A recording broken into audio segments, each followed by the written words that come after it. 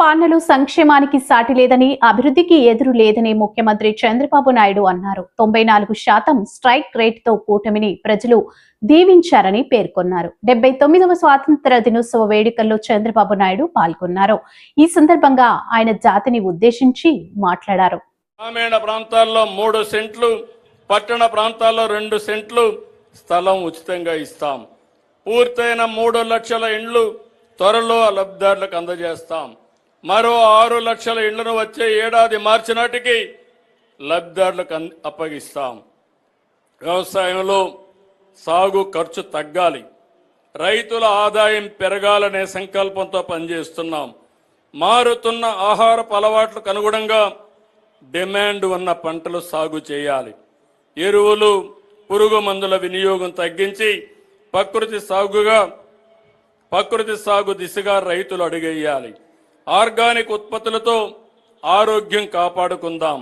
ప్రపంచ మార్కెట్కు ఆర్గానిక్ పంటలు ఎగుమతి చేసి ఆర్థికంగా బలపడదాం.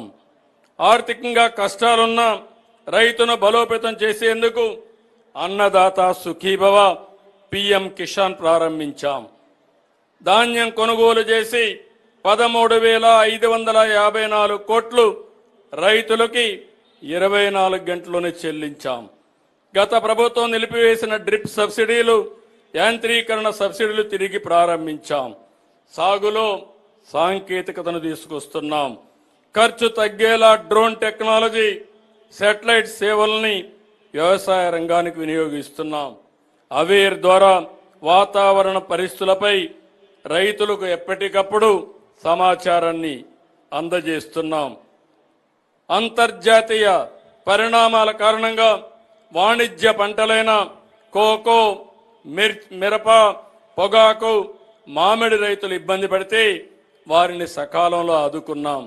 రాయలసీమను హార్టికల్చర్ అబ్బు చేసేలాగా ప్రణాళికలు అమలు చేస్తున్నాం. వాణిజ్య పంటలతో వ్యవసాయాన్ని లాభసాటిగా చేస్తాం.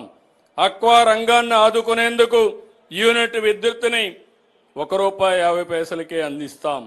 అమెరికా సుంకాలతో నష్టపోతున్న అక్వా రైతులను ఆదుకోవడానికి కేంద్రంతో సంప్రదింపులు జరుపుతున్నాం. పంటలు పుష్కలంగా పండాలంటే సాగునీరు లోటు ఉండకూడదు. రాష్ట్రంలోని అన్ని నదులు అనుసంధానం చేస్తే కరువు అనే మాట ఉండదు. సాగు, త్రాగు, పరిశ్రమలకు అవసరమైన నీరు అందిస్తే ఆర్థిక వ్యవస్థ పురోగమిస్తుంది. గత ప్రభుత్వ నిర్లక్ష్యానికి బలైన సాగునీటి రంగాన్ని మళ్లీ గాడిన పెట్టాం. రాష్ట్రానికి జీవనాడి పోలవరం, ఇది 2020లోనే పూర్తి కావలసి ఉన్న గత ప్రభుత్వం నిర్లక్ష్యం, ఆలసత్వం, వైఫల్యంతో డయాఫామ్ వాల్ కొట్టుకుపోయింది. గత పాలకుల 5 ఏళ్లలో 5% కూడా పూర్తి చేయలేకపోయారు. మళ్లీ మేము అధికారంలోకి వచ్చిన తర్వాత సమస్యల్ని పరిష్కరించి ప్రాజెక్టు పనులను గాటిన పెట్టాం. ప్రాజెక్టులో కీలకమైన డయాఫామ్ వాల్ వచ్చే ఏడాది డిసెంబర్కి పూర్తవుతుంది. 2027 డిసెంబర్ నాటికి పోలవరంని పూర్తి చేసి జాతికి అంకితం చేసే బాధ్యత ఈ ప్రభుత్వాన్ని. కేంద్ర ప్రభుత్వం 12,157 కోట్ల నిధులు విడుదల చేసి సకాలంలో పనులు చేసేందుకు సహకరించింది. దీనికి కేంద్రానికి కృతజ్ఞతలు తెలియజేస్తున్నాం.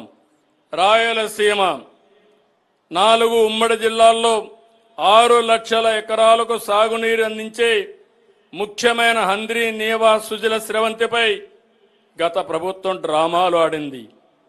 కాలువలకు నీటి విడుదల పేరుతో గేట్ల సెట్టింగ్ వేసి నాటి ప్రభుత్వం రైతులను మోసం చేసింది, నవ్వుల పాలైంది. మేము అధికారంలోకి రాగానే హంద్రీ, నీవా పైన దృష్టి పెట్టాం. గత నెలలో ప్రధాన కాలువ వెడల్పుని 100 రోజుల్లో పూర్తి చేసి రికార్డు సృష్టించాం. 3,850 క్యూసెక్స్ల నీటిని విడుదల చేశాం. ఈ నెలలోనే చిత్తూరు జిల్లా చివరి ఆయకట్టుకు నీళ్లు ఇస్తాం. ప్రకాశం జిల్లాని కరువు నుంచి బయటపడవేసే వెలుగొండ ప్రాజెక్టుకి అత్యంత ప్రాధాన్యత ఇస్తున్నాం. వచ్చే ఏడాది జూలై కల్లా సాగునీరిచ్చేలా పనులు ప్రారంభం చేశాం. వంశధార ప్రాజెక్టు పనులు వచ్చే ఏడాది జూన్ నాటికి పూర్తి చేసి 40,000 ఎకరాలకు నీళ్లు ఇవ్వాలని లక్ష్యంగా పెట్టుకున్నాం. చింతలపూడి లిఫ్ట్ ఇరిగేషన్ అనుమతులు సాధించి నిర్మాణం చేపడతాం. పోలవరం ఎడమ కాలువను వీరిని తొందరగా పూర్తి చేసి విశాఖ నగరానికి సాగునీరు పారిశ్రామిక అవసరాలు తీరుస్తాం. ఉత్తరాంధ్రకు గోదావరి నీళ్లు అందిస్తాం.